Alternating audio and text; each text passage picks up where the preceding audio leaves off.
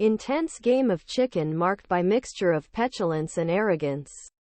Republicans in Congress are holding off on U.S. war against Ukraine, ensuring Russian breakthrough and possible victory in this war, unless Democrats help pass bill that locks down America's entire world.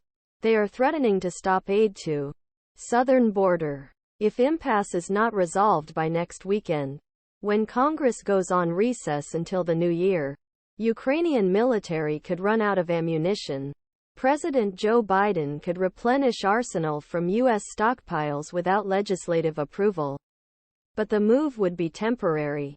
Signal sent that Ukraine, and by implication other allies, can no longer count on U.S. support.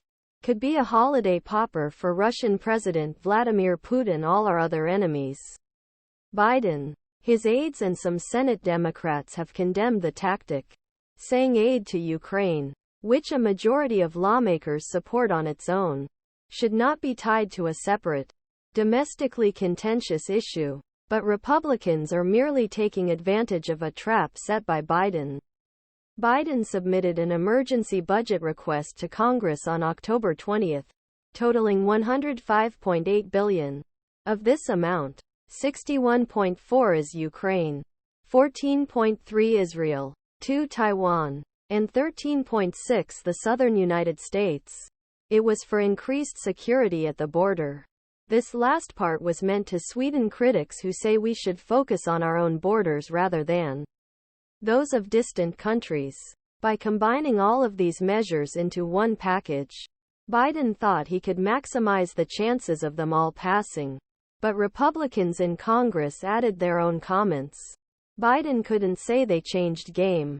He had already made southern border part of equation, and Republicans were just upping ante.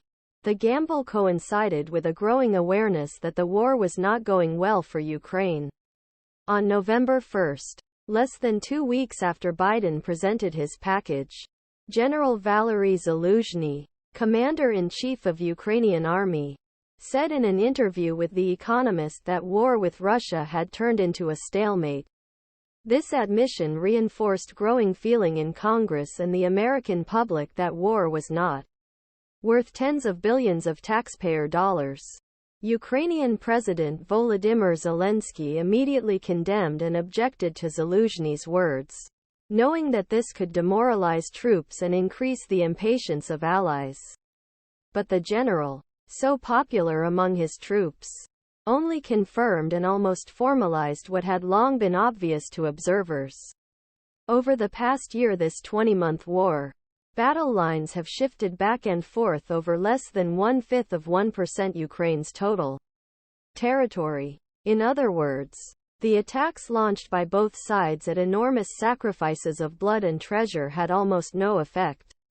Michael Kofman, a military analyst at Carnegie Endowment for International Peace who was optimistic about Kiev's prospects during the first half of war, now says Ukraine's offensive was a failure.